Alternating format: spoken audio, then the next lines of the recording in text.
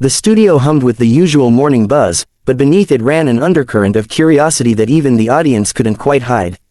Producers whispered urgently into headsets, adjusting camera angles and cue cards with unusual care. Assistants darted around like nervous birds.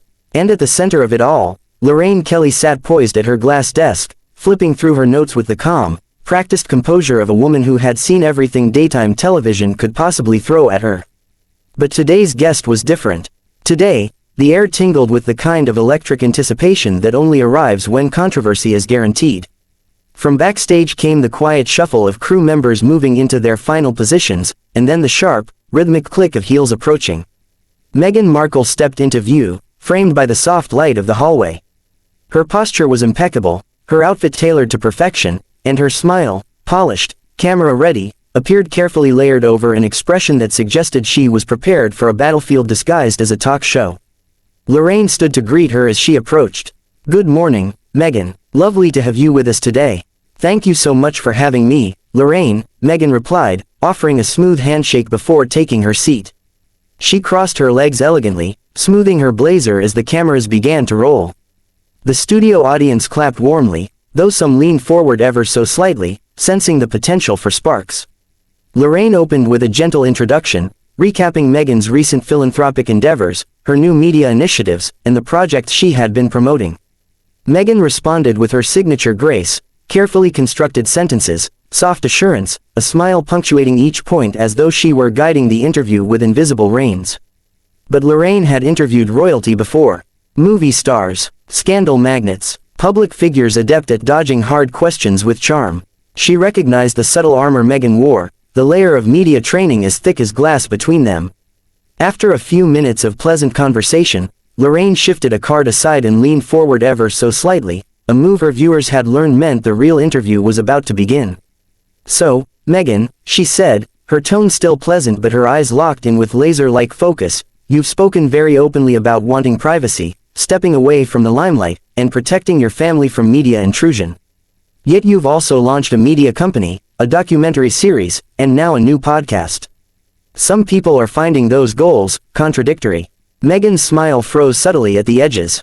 It wasn't a full break, just a momentary tightening of the jaw, a flicker behind the eyes.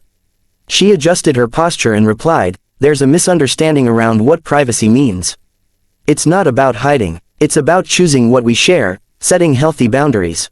Lorraine nodded politely. "Of course, boundaries matter. But some critics believe that perhaps, in the effort to tell your story, you've sometimes painted others unfairly. That some of your narratives don't match the accounts of people who were there." The studio fell silent, tension settling like fog. The audience leaned in. Meghan inhaled quietly, lifting her chin with practiced calm. "I think people need to understand that everyone has their own truth. My experiences are valid." Lorraine didn't blink. "Absolutely. But surely you can see why some people accuse you of shaping events to fit a particular narrative."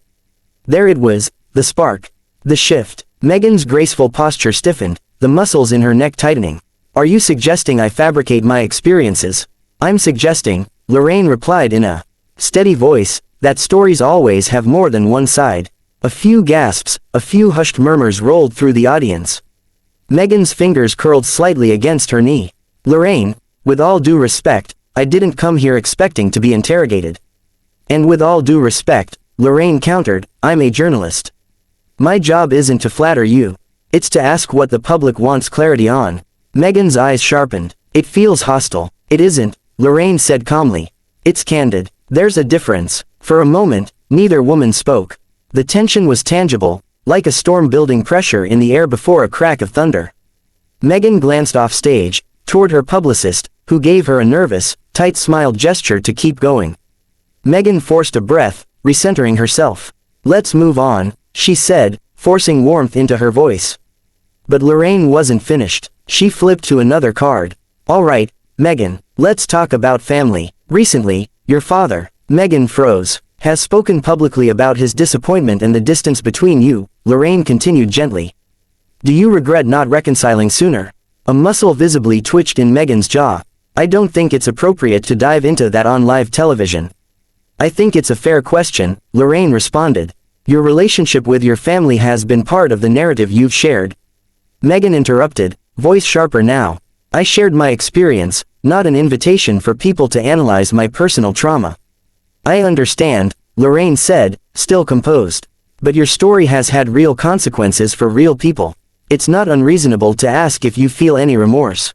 Something cracked then, not loudly, not visibly to the untrained eye, but inside Meghan's carefully constructed facade. She exhaled sharply, face flushing. You know what, she said, her voice suddenly stripped of its diplomatic softness. I'm done. The audience gasped in unison. Lorraine's eyebrows rose a fraction of an inch. Meghan reached for her lapel mic with trembling fingers, not from fear, but from indignation, and unclipped it with a decisive snap. This isn't an interview, she said, rising. It's an ambush. Backstage erupted the moment Meghan disappeared behind the curtain, her silhouette swallowed by the dim hallway lighting. Crew members, still wearing their headsets, scrambled like startled birds, some chasing after her, some frozen in disbelief, others whispering urgently into microphones with hands shaking.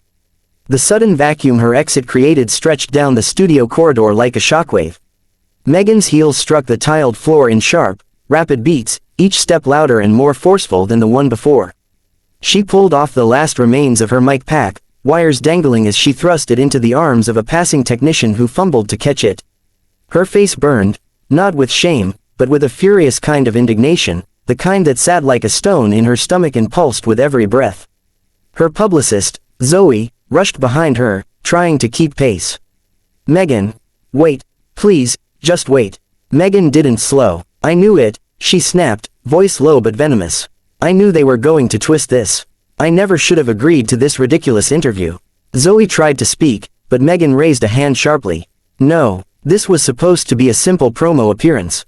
And she ambushed me, live. Meghan exhaled through her nose, trying to contain the tremor in her voice. Unbelievable. Back in the studio, Lorraine remained seated under the bright lights.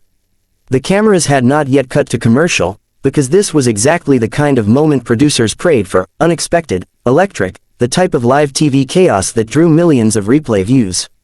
Yet Lorraine stayed, composed, the consummate professional.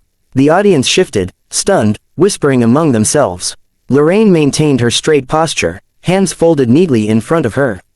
As you've seen, Meghan has left the interview, she said, her tone even, not triumphant, not rattled.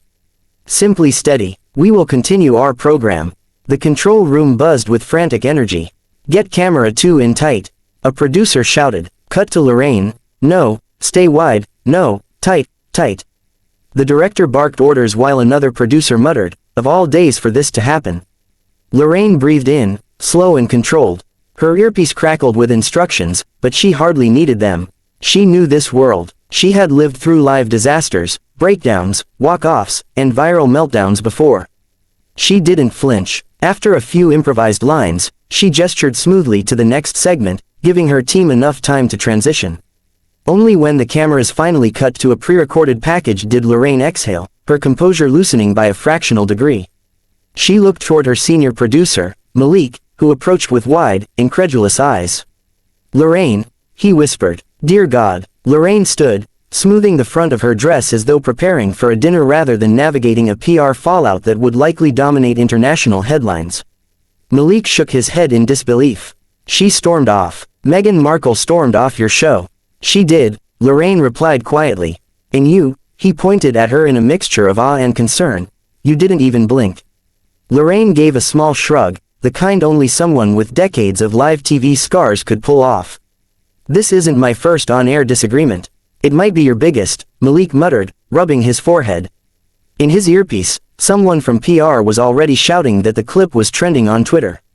Meanwhile, Meghan and Zoe reached a small dressing room. Meghan stepped inside and closed the door behind her with more force than necessary. She pressed her palms against the edge of the vanity table, breathing hard. Zoe hovered near the doorway, unsure if approaching would make things worse. Meghan, Lorraine wasn't trying to. Yes, she was. Meghan turned sharply, eyes blazing. She wanted a moment, a viral moment. That's what they all want. Zoe's voice softened. We can still control the narrative. We'll put out a statement. No, Meghan cut her off again. No statements. That only makes it bigger. Zoe blinked. Then what do you want to do?